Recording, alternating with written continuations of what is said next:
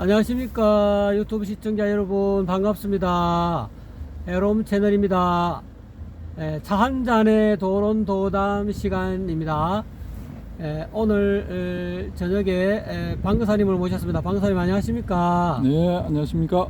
오늘 도론도담의 주제는 삼특상과 삼법인 어느 쪽이 옳은가 하는 그런 제목으로 도론도담을 한번 나누어 보겠습니다. 이 도론도담에 앞서 방금사님 앞에 그 야경을 조금 설명해 주시죠. 여기는요,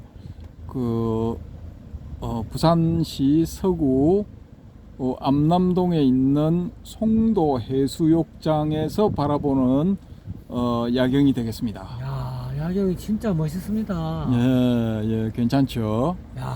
이렇게, 이 전국에 계신 여러분, 여름에 한번 이렇게 송도 해수욕장으로 놀러 오십시오. 이쪽에 지금 아파트도 지금 저 전면에 보는 저런 아파트처럼 멋있는 아파트가 지금 이쪽에 지금 바라보는 이쪽에 지금 지어지고 있거든요.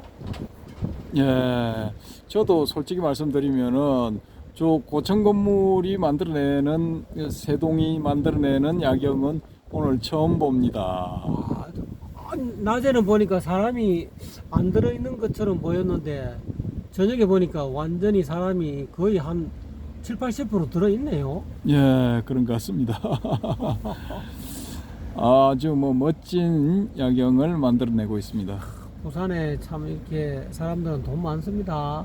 예. 저런 아파트 얼마나 돈이 얼마 있어야 저런 데 들어가서 살 수 있습니까? 그런데 모르긴 해도요. 저기 불 켜진 곳의 대부분의 주인이 아마 서울 사는 분들일 것 같은데요. 그렇군요. 요즘 보니까 아파트 지금 많이 이렇게 몇십채, 몇백채씩 사는 사람들도 있는 것 같더라고요. 예. 그래서 이거 부산 사람들 별로 능력 없어요. 솔직히 말씀드려서. 부산이 경제가 안 좋아서 그런가요? 예. 원래 옛날부터 그랬습니다. 그럼 거의 전세입니까? 대부분 부산 분들이 그렇다고 봐야 되고요. 그렇습니다. 좀 말씀드리기가 조금 그렇습니다. 현실을 다 말씀드리면은 좀 거시기할 것 같습니다. 오늘의 주제가 삼특상, 삼법인. 삼특상은 뭔가요? 삼특상은요,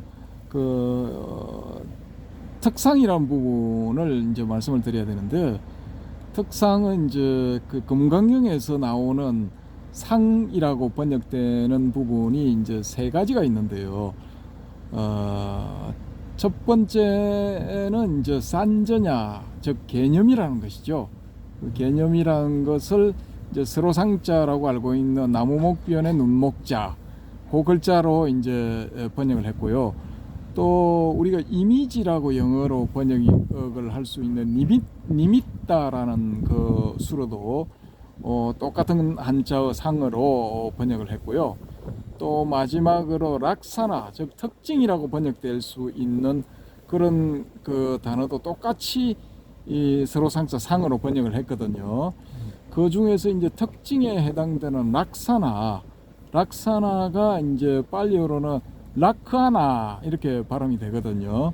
그 라카나를 이제 세 종류의 라카나가 있다. 그 빨리어로 3은 띠기 때문에 띠 라카나 하면은 세 가지의 특상, 즉 삼특상이 되는 겁니다. 세 가지 특징적인 모습. 예. 그래서 우리가 흔히 알고 있는 제법무화, 그 다음에 제행무상, 그 다음에 흔히들 일체계고라고 알고 있지만은 사실은 제행계고인 그 부분, 그렇게 세 부분을 우리 일상생활에서 나타나는 그런 일상생활에서 캐치할 수 있는 그런 세 가지 특징적인 모습이라고 보고 삼특상이라고 표현하는 것입니다. 그럼 삼특상과 삼법인의 차이는 어디 있습니까? 삼법인은 이제 우리한테는 이제 삼법인으로 일반적으로 많이 알려졌죠. 네. 그런데 그 삼법인은 초기 불교의 부파 중에서도 설일체 유부에서 그것을 주장했답니다. 삼법인을 주장을 했고, 그 주장이 이제 대승불교 쪽으로 넘어가면서 삼법인으로 고착화가 되어버린 것이고요. 삼특상은 상좌부 계열, 그러니까 이제 그 부처님 당시의 전통을 그대로 연결해서 이어받았다는 자부심이 대단한 상좌부에서는 삼특상이라고 이 표현을 하고 있다고 합니다. 그래서 삼특상과 삼법인 요 두 가지 견해가 대립하고 있는데요. 삼특상을 주장하는 분들은 이제 삼특상만이 유일한 진리라고 이야기를 하고, 삼법인은 이제 이 잘못된 것이다. 혹은 이 삼법인은 이제 논외로 쳐야 된다. 뭐 이런 주장을 하고 있거든요. 그래서 이제 이 부분을 이제 소개를 해드리는데, 대성불교 쪽에서는 이제 삼법인과 삼특상을 따로 뭐 구분을 한다든지, 삼법인만이 옳고 삼특상은 잘못됐다, 틀린 것이다 라는 이런 주장은 안 하거든요. 안 하는데, 이제 유독 그 초기불교 하시는 분들은 이 삼특상이 되어야 되지 삼법인이 되어서는 안 된다 라는 이런 주장을 하고 있는 실정입니다. 의외네요. 예, 예. 그래서 삼특상을 철견을 하면은 열반에 이르른다 라는 그런 그 주장을 하시는데요. 그때의 삼특상은 또 그 삼특상이라고 표현하는 것 외에도 전개하는 순서가 있습니다. 그 순서에 맞아야 되는 것이지 그 순서를 바꾸면은 또 안 된답니다. 그게 왜냐하면은 그 니까야 경전에 그걸 다루는 부분 니까야 경에 나와 있기 때문에 그대로 따라야지 그 순서를 뒤죽박죽 섞어서는 안 된다 라는 이런 주장을 하시거든요. 그래서 그 주장의 순서가 뭐냐면은, 첫째는 제법무화를 이야기를 해야 되고, 둘째는 재행계고를 이야기를 해야 되고, 셋째는 재행무상을 이야기를 해야 된다. 제가 틀렸네요. 첫 번째가 재행무상을 이야기를 해야 되고, 무상하기 때문에 괴롭다. 그래서 재행계고를 이야기를 해야 되고, 세 번째가 이제 제법무화를 이야기를 해야 된다. 이런 식으로 전개를 해야 된답니다. 그래서 제가 앞에서 말씀드린 대로 순서를 바꾸면은 그게 이제 잘못된 설법, 틀린 것, 그렇게 절대로 그렇게 해서는 안 되는 것, 이렇게 말씀을 하시거든요. 그래서 이제 요 문제를 조금 더 이제 다루어 본다면은, 과연 그러면은 삼법인을 이야기를 해서는 안 되고 삼특상만 이야기를 해야 될 것인가, 요 문제를 우리가 생각을 해볼 필요가 있거든요. 그래서 이 삼특상을 철견을 해서 열반에 도달하는 것, 그것만이 진리이고, 삼법인을 통해서 열반에 도달하는 하는 것, 그것은 그러면은 잘못된 것인가, 이 문제가 발생할 수가 있거든요. 어떤 거든 다 뭐 삼법인을 철견을 하든지 삼특상을 철견하든지 다 이렇게 해설하면 안 됩니까? 그래서 이제 뭐로 가도 서울로만 가면 된다, 그 이제 표현을 떠올리게 되는데요. 근데 이 초기불교는 유독 그 과정을 중시하더라고요. 그래서 과정을 중시하기 때문에 열반을 얻는 과정도 경전에 나타나 있는 그런 그 과정을 따라야 되는 거지, 그 과정에 따르지 않으면은 이제 잘못된 과정을 따라서 얻어진 그런 것들도 다 이제 부정하는 뭐 그런 경향이 좀 있는 것 같더라고요 보니까. 선불교하고는 완전히 딴판이군요. 예.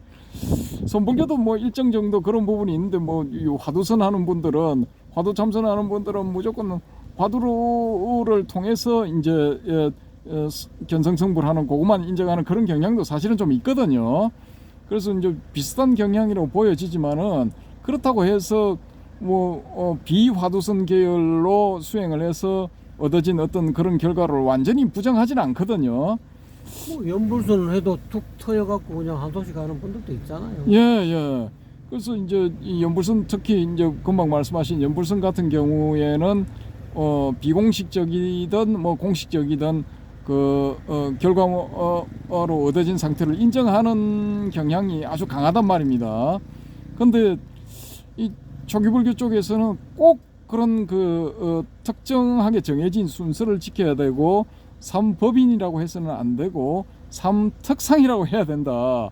이러니까 이건 일종의 소위 말하는 법집이지 않은가. 법집이고 말고요. 그건 법집이 아예 그냥 문자집이지 문자집. 예. 그래서 뭐 말씀을 잘 하셨는데 어떻게 보면은 이제 문자에 얽매인 그런 주장일 수도 있다라는 것이죠. 그래서 문자에 얽매인 주장일 것 같으면 이건 법이 아니고 비법이거든요. 이거야말로 비법이고 잘못된 거죠. 그러면은 소위 말하는 금강경에서 법상응사인데 하황비법이라 법도 응당히 버려야 하는데 비법은 말해서 무엇하냐 이런 케이스가 된단 말입니다. 여기에 해당될 것 같으면은 삼법인이라는 주장을 버릴 게 아니라 오히려 삼특상이라는 주장을 버려야 되지 않을까라는 이런 결례도 가능하게 하다고 저는 이제 보는 것이죠. 오히려 저는 이제 대승불교에서 이야기하고 있는 이 수행의 어떤 그 지침으로 삼고 있는 그 화두로 드는 것도 저는 개인적인 생각으로는 그 연불선이 원래는 초창기에는 연불선이 유행하고 연불선으로 인해서 깨침을 얻었는데 어느 한 아주 그냥 이렇게 이 지혜가 밝은 또는 어떤 그런 탁 트인 어떤 선지식이 이 연불선을 좀 발전시키고 독특한 어떤 그런 자기 나름대로 어떤 그런 수행 방법을 개발한 거예요. 그래서 화두라는 거를 개발해서 자기만의 어떤 그런 색깔을 개성을 창출해서 연불선을 완전히 색다른 어떤 옷을 사람 몸은 깨달음에 빨가벗으면은 다 이렇게 사람 몸 옷을 벗겨보면 다 이게 빨가벗은 몸은 똑같은데 어떤 옷을 입히느냐에 따라서 아주 촌스럽게 보이기도 하고 아주 그냥 세련되게 보이기도 하다고 저는 생각해서 아마 이 화두선은 아주 그냥 세련된 옷을 입은 그런 아주 화려한 그러면서도 울긋불긋하고 감히 남이 흉내낼 수 없는 그러면서도 그게 뭐 화려했다고 해서 깨닫지 못하느냐 그것도 아니거든요. 그러니까 예를 들어서 연불선이 예를 들어서 아주 그냥 삼배옷이라 하면은 화두선은 아주 그냥 울긋불긋한 비단옷이라고 저는 이렇게 비유할 수도 있는 것 같은데 뭐 비단옷을 입든 삼배옷을 입든 뭐 깨달으면 되는 배만 때가 돼가지고 아침 점심 저녁 때가 돼서 밥 먹고 배만 부르면 되는 거 아닙니까? 근데 이제 그렇게 유연하게 생각하면은 뭐 다 좋을 건데 또 원칙을 따르는 그런 분들이 있거든요.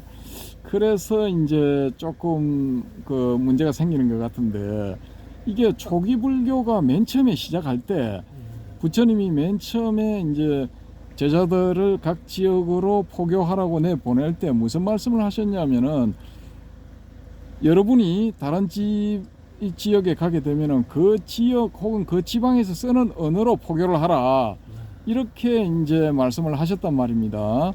근데 그거는 이제 유연성과 실용성이라고 볼 수가 있거든요. 그렇죠. 당연히 그래야죠. 예, 꼭 우리가 사용하는 언어만 고집을 하지 말고 상대방의 언어, 포교의 대상이 되는 상대방의 언어를 통해서 그 언어로 포교 내지 설법을 하라라는 것은 이건 일종의 유연성이란 말입니다. 그리고 또 실용적인 측면에서도 말이 서로 안 통할 경우에는 포교의 대상이 되는 사람의 언어로서 설법을 하는 게 혹은 이 가르침을 전하는 게 이게 맞는 것이죠. 요즘 말로 하면 그게 눈높이 교육 아닙니까? 예, 훨씬 실용적이죠. 말하자면은 쉽게 말해서 가성비가 높은 쪽이죠. 그렇죠. 그래서 유연성과 실용성, 초기 석가모니 당시의 유연성과 실용성을 감안을 하면은 이 삼특상을 너무 고집하는 것도 이건 유연성과 실용성에 위배된다는 거죠. 석가모니의 포교 정신에 위배되는 것이라고 볼 수밖에 없는 것입니다. 이건. 그렇군요. 예. 그래서 이 너무 삼특상을 고집을 할 게 아니고 삼특상이든 삼법인이든 열반으로 이끌을 수 있느냐 없느냐 상대방을 그 부분에 초점을 맞추는 것이 오히려 옳지 않느냐 저는 그렇게 보는 것입니다. 네, 정확한 진단인 것 같습니다. 예, 그리고 이제 삼특상 부분도요.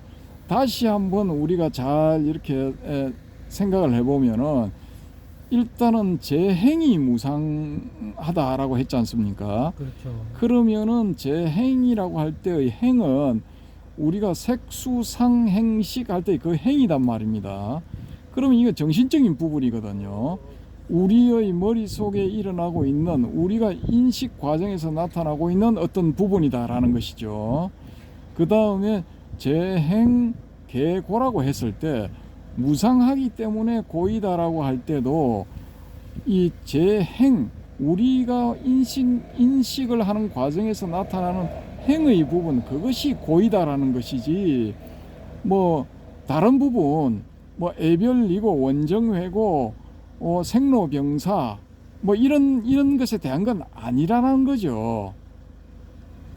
그러니까 그런 객관적인 사실 그 자체가 아니라 우리 머릿속에서 일어나고 있는 행 부분이 그 색수상 행식 할 때 그 행 부분이 이 무상하고 괴롭고 한 그런 특징을 가지고 있다라는 그런 것이거든요.